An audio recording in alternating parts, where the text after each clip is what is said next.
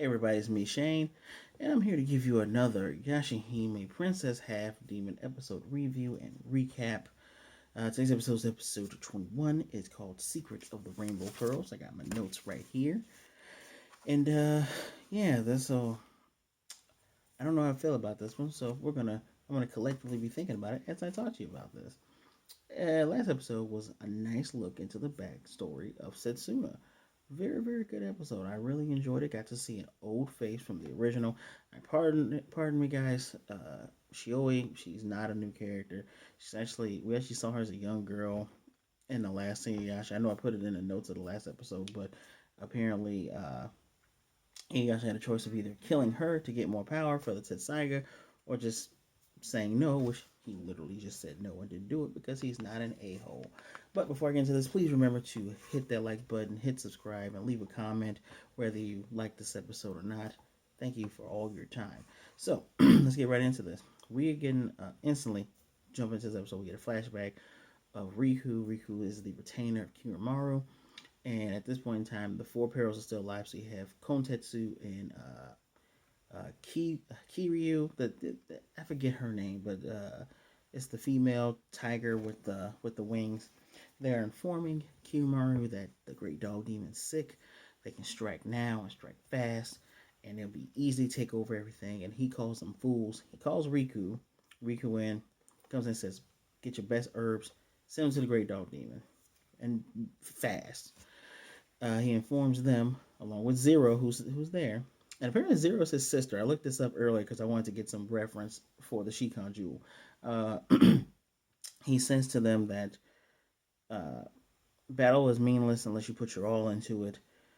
It's only better to fight someone without using underhanded tactics. He does not want to win that way. I guess he wants to fight with honor, which is kind of weird given the type of character that we're faced with right now, who just seems to be on a tear and being afraid of dying to half demons and hates half demons and humans and all that other good stuff. Uh, Riku, he this little earring he has. I thought it was a jewel, but the earring he has, he flicks it. Maybe it's a jewel. He flicks it and he teleports. And as he's on his way to the castle, Lady Zowie castle is on fire. The Great Dog Demon is dead. And after our intro, he is informing Zero, Lady Zero, who is I'm just gonna spoil something early. For all intents and purposes, she is the one who has been taking care of him, his caretaker, not his master, that's Kirinmaru, but I thought that he would have a mother figure or have a mother, that she's like a mother figure for him. And he informs her about him passing. She is like grief stricken. She is really sad because if you remember from earlier episodes, she was in love with the Great Dog Demon. And she goes on about, demons are supposed to be eternal and things of that nature. I'm assuming that the way demons are treated in this universe, in this world, is that they live for great stretches of centuries, but they can be killed. So you're immortal until you're not. Pardon me. And she's literally just crying tears, deep tears. And Riku says, "Oh wow, those are pretty. What are they?" And she slaps his hand down before he can touch her. She says, "These are pretty." That's a tasteless comment. This is you're not making any sense. You're not making any sense. And uh, she wishes that she didn't have any heart. She doesn't want to be sad, and when she doesn't want a heart, she doesn't want any grief.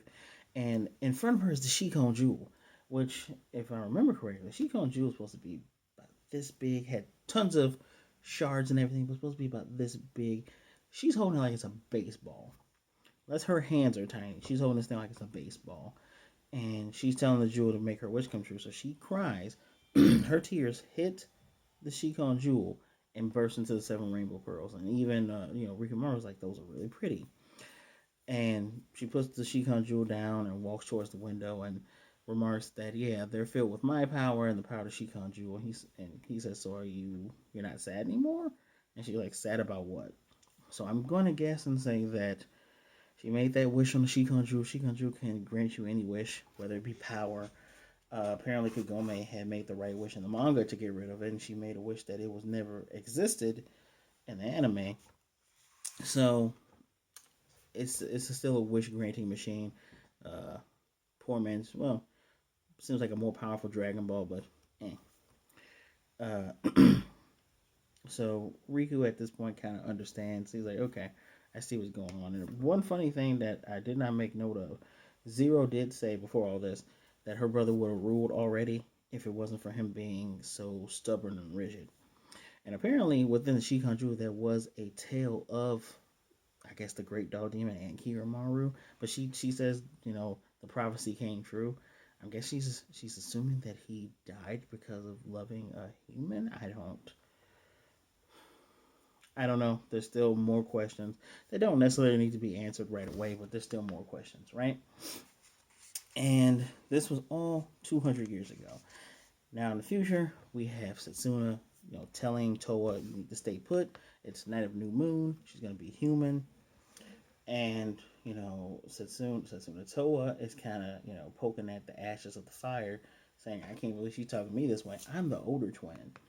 And Kaede remarks that she's just like her mother Rin, and finally we get out of this Naruto loop where someone finally says, "I knew your parents, I knew your mom," and Towa says, "Oh, so you knew her," and blah blah blah blah. And she was, and then Kaede says, "I've known her for a very long time, and just after you guys were born, one day she was just not here." And Towa says, "Maybe she died," and Kaede says, "Yeah, she probably did." And Towa's just like, "You're kind of cold about this," and she's like, "I'm sorry, I see life and death all the time," which is true. Kaede's like, I don't know if she's supposed to be 50 or 60, but she's old by feudal Japanese standards. She's super old. But, it's about dang time someone actually says, "Oh yeah, I knew your parents," instead of this whole secrecy. I hated that in the show that I keep mentioning. But I hated that. I appreciate other shows that just cut straight to the point and says, "I know this," and it took us to episode 21 for these things to be revealed. So, all right. But she goes on to say, "Yeah, Ren was a kind soul. You're a kind soul too. Just get some rest." Toa has a dream. She dreams about the dream butterfly giving Setsuna back her dreams, back her memories, and then she sees the tree where the tree of ages that the butterfly lands on. Looks like all the dream juices, dream pollen are going through the tree, and inside she says, "Wait a minute, is that our mother?" She can see Ren finally within her dreams. Pardon me. And after this dream, she wakes up, and outside the window is the dream butterfly. So she's running after it, and she's chasing it, and she's chasing it, and she's like, "Okay, where did it go?" It lands on the Tree of Ages again and dissipates, but she didn't see that part. And she is saying that this really doesn't look like the woods we grew up in, which of course it shouldn't, because the woods they grew up in were burnt to a crisp. So maybe, just maybe, some type of time magic thing has gone on, or some type of spatial thing where those woods were transported someplace else, or maybe they were transported someplace else during the Great Fire. Who knows? But yeah. At this point, she sees fireflies, and the thing that I didn't pay attention to, well, the thing that I didn't know, but because there's no snow, but apparently it's winter, so she's following these fireflies because it's supposed to be winter, and there's no fireflies during the winter, obviously. And at the end of it, it's Riku, and Riku saying, "Man, you look really beautiful tonight." He touches her hair. She's just kind of awkwardly standing there, and he says, that left eye of yours is just particularly dazzling." And he's thinking in his head, "Man, I can't get the jewel out of her eye. It's too deep in there." And at this point, he's using his little ding bell magic to get some water in a pot, boil the water. She has the tea, and they have to share the tea bag. It's a black tea. And apparently, I had a theory for the tree in Ren. I'll get to that later. But he uses it to boil it. They share the tea. And meanwhile, while they're doing this, Totetsu says, "Yeah, Koton told me on the night of new moon that one girl, she gets super weak. So I'm going to find her. I'm going to get some revenge. We're going to end this." He prays on his pearl, says, "Hey, help me find her. And so while we are here talking, Riku goes into talking about more or less who he is. Um, he's remarking on the fact that he's remarking on beauty, talking about how the life of winter fireflies are just like the lives of humans. They're fleeting. That's what makes it beautiful. And Towa's like, that's really complicated. It turns out these aren't even fireflies. He was luring her there, obviously. This is just shiny water he made that just they start to explode. Not huge explosions, but tiny explosions. And he at long last basically says that he is repeating what the person who raised him, she's the lady that raised him and looked after him, his caretaker looked after him, some things that she would say. And you know it's hard for me to get to this point. I'm trying to give you piece by piece. So they start looking at the Starry Night. It's so weird how this happens. They're looking at the Starry Night. Towa says it's beautiful. And Riku says, yeah, my master would look at the Starry Night. And she said, oh, he must be a romantic type person. Like, not really. He just has reverence for it. But, both of them are after the same thing. So he's not cool with his master anymore. He's not with his master. And she's saying, his master's Kirinmaru, as I said earlier. And she said, why not? Since they're after the same thing, he says, I'm after the rainbow pearls.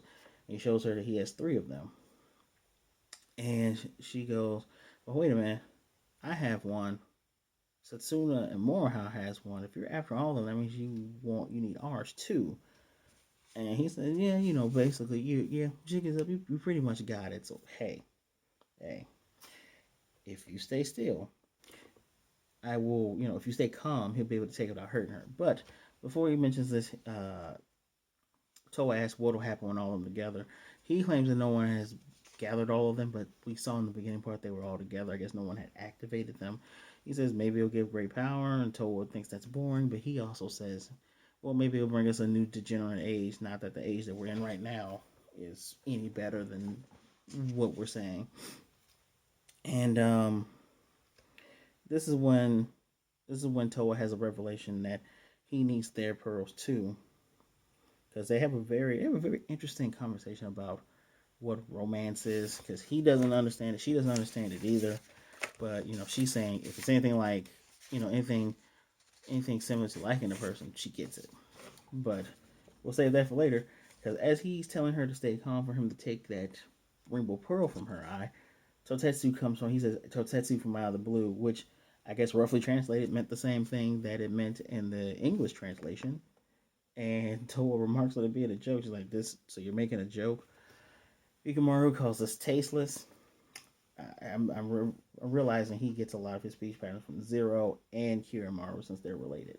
He pushes her out of the way, and Totetsu is saying, oh, Riku, you should have just died. And, he flicks his earring, he gets his rapier, and he wonders, hey, I wonder what you would taste like as they're doing their clash. He says, you probably would taste like Kirinmaru. And this is where Towa's like, wait, what? Like, she's hearing all this and paying attention to it. Thank you for being smart and not being a dumb Naruto. But she's paying attention to this. And Riku just like, you need to just shut up. Flicks it again. He makes giant miasma bees, giant miasma bugs, kind of like Naraku-ish type stuff. And if you remember Totetsu, he can inhale and exhale, basically eating and engulfing whatever he wants. He inhales trying to get Rikimaru. He gets the bees, and Rikimaru ends up shutting his mouth and kicking him on the ground. And the miasma bees make Totetsu kind of go berserk because now he's just slashing about. And Rikimaru has to save Towa from a falling tree. Dude spits the bees out cartoon style, just poop, like they're watermelon seeds, and they're hitting Riku in the back, and he's getting bloody, he's getting hurt. They're gonna retreat while Totetsu's trying to get his breath. And along the way, Towa asks him, "Hey, what's the deal with that whole Kirinmaru thing? What's your relation to him?" Oh, well, Kirinmaru, that was my old master, but he abandoned me. And Towa's trying to figure out, well, why are you helping me? I'm enemies with him. And Riku says, I can't even understand it myself. Typically if I love something, I kill it. So it can't be love, or at least it's not there yet. And Towa doesn't understand this. It just makes no sense. And this is when we get into Towa again saying she doesn't understand romance herself, but if it's anything akin to liking a person, she can understand that. And this is when Totetsu shows up again, just out of the blue. Riku's gonna try to make a last stand. And then as they both come clashing towards one another, we get Scourge of Swallows on one side, Crimson Dragon on the other. Big explosion. Moroha and Setsuna there. The the morning sun is slowly starting to rise, and they're scolding Towa on leaving. They told her you need to. Well, Setsuna told her you need to stay put. They've been looking for all this time, and then when her hair goes from black to white, she gets her power back. They're ready to face Totetsu along with Kirara. And dude's like, nah, I plan on living a long life. And blows his black cloud, jumps on it, and he's flying backwards, saying, I'm gonna eat all of you in one go. And he's laughing. Sword just comes from out of the sky and beheads him. Like his head slides right off. And he's just making a noise as his orange rainbow pearl rolls. And I'm like, does that sword look familiar? It was actually Riku's sword because he says, typically, I only kill the things that I love, but for you, I'm going to make an exception. And, he has the rainbow pearl. He teleports in, gives Towa a hug, says, I'm really glad you're safe. Like, literally hugging her, says, I'm so glad you're safe. Even though you don't understand why you care about her being safe. It's not love, but you're like, I'm glad she's safe. And Setsuna points her naginata at him and says, you smell like Kirinmaru. And, Moroha's like, oh, he smells like him. We point the sword at him, too. He literally pushes Towa and teleport backwards into the tree. And he says, I'm just going to go ahead and get out of here. And he mentioned again, saying that what Setsuna said was tasteless. Boy, these foreign demons and their language and that whole tasteless stuff. This stuff it's getting kind of old. Getting really kind of old. Stop it. This is some. I enjoy this whole beautiful man thing when it's Vega, or when it's JoJo's Bizarre Adventure, or when it's Saint Seiya, or when it's what's another one? Fist of the North Star. This kind of thing's getting kind of old. I digress. As he's about to leave, because earlier he said he wanted to return the rainbow pearls to the lady that took care of him. Towa walks up to him and says, you know what? I don't understand romance either, but I think I like you, man. And takes out her silver rainbow pearl and throws it to him. And he says, that was a very tasteful thing that you did. Thank you. And they're both remarking on how one another is strange. You know, he's saying that he's technically an imitation life, so she's strange for a living being. She's saying I'm barely even a half demon. You are you. Riku's Riku. And just want to check my notes here. Oh man, this just makes no sense on why she gave this to him. I even wrote that in my notes. Anyway, we get back to he's running, and Moroha's like, so you really gave up your precious treasure? Well, you know what? We got this dude's head right here. I won't have to worry about anything for a long time. The head moves, like she kicks him, but the head looks at her, tries to bite her. Moroha easily, uppercuts and smacks him down. I guess certain demons can be beheaded and still alive. Kind of remind me of some Princess Mononoke stuff, but technically the wolf was still dead after it bit off the lady's arm. I digress. Setsuna says, was that really a good idea? And Toa's like, oh, I still, she shows that she can make her beam sword. I still got my power without it. And Setsuna's like, no. Him and Kirinmaru are connected. Well, if the person he's trying to give it back to is evil, well, if he's trying to give it back to him. And then that's when Towa goes, oh no, hey Riku. That's our comedy moment. She runs right back after him. And, he's somewhere in the forest kind of laughing about the whole situation, saying how it's interesting. And then our next episode is going to be Zero, who's going by a different name, Lady Amawana Automalopecia, whatever. She goes after Moroku, steals the seal that he put on Setsuna, is gonna unlock Setsuna's seal, make her go berserk. So next episode kind of looks a bit interesting. And that was this episode. I have to give this. I get a 4. I can give it a 4 because we do get some backstory. We understand where things came from. I just have a theory that Riku wants to bring Lady Zero back to how she was before, of being with emotions that felt happiness, pain, and grief. And then he probably wants to kill her because I think he has some type of love for her, since she's basically his mother figure. Because she definitely loved the dog demon enough that her tears made a pearl, just like Lady Zoe's tears made a black pearl, which turned out to be Great Dog Demon's grave site within that pearl. So it's probably why he wants it. Maybe he wants it so he can beat Kirinmaru, then turn Lady Zero back to the way she was. I don't know. That's just a theory. I gave this a 4 mainly because he was honest. Finally, Kaede, for whatever reason, she's finally honest. I appreciate the fact that he didn't even try to backtrack and hide it, because that probably would have been annoying. Not even, I know they usually make those moments funny in anime, but thank goodness you didn't. Thank goodness you took a different path. Towa's reasoning for giving the pearl was really dumb.